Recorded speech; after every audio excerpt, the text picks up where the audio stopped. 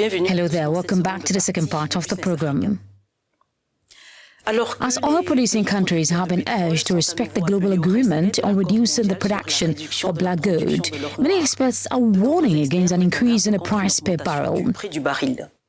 A production shortfall in the foreseeable future could therefore benefit the producing countries, but could also cause an oil shortage throughout the world.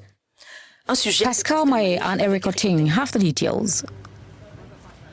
Oil prices are expected to rise steadily, with a barrel projected to reach $108 by 2021.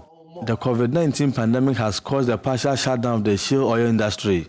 This situation could benefit oil-producing countries such as Angola. The debt of companies working in the shale oil industry is considered undesirable in the United States. This is because they are high-risk debts. In Angola and Brazil, companies in traditional producing countries drill for oil at lower cost. These companies will continue to be in business. Analysts say two methods are necessary to guarantee an inflow of income for these countries, whose GDP is heavily dependent on the oil sector. The oil industry will survive this crisis. A virus has a beginning and an end. Angola and Nigeria have a future guaranteed by oil income. Faced with such a volatile market, the recovery is far from depending solely on supply and demand volumes. OPEC and other major oil-producing nations have reached an agreement for a reduction in production, equivalent to about 10% of world supply.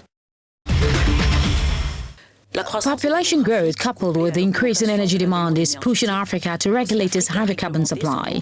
The continent, which has a huge mining and gas energy potential, will see its export and production rise exponentially in the coming years, according to the latest report of the African Energy Chamber. Selon le dernier rapport de la Chambre africaine de l'énergie. Ruth Lago and Emilia Nakitimbo have more. The African Energy Chamber has come up with a number of measures to address the price volatility that is crippling the oil and gas industry. One of these is ensuring stability of production in the geophysical and exploration subsector in order to save jobs. African states have begun to review their regulatory frameworks in view of market uncertainty, which remains a major constraint to the development of the oil and gas industry. That is the case in Algeria, Senegal, and even Gabon. Many oil companies have thus opted to focus on high value-added zones and on the reduction of operating costs. This would make it possible to maximize output while keeping and maintaining prices at high levels. According to the General Secretary of the Organization of the African Oil Producers, the continent held between 13 and 15% of the world's oil reserves in 2019. The African Energy Chamber estimates that Africa could supply 20% of global natural gas by 2025, and according to estimates by PricewaterhouseCoopers, Africa's energy demand is expected to increase by 60% by the year 2030.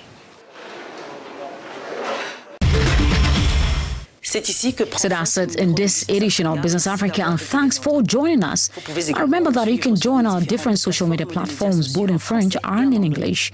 Thanks for joining, and stay with Africanews.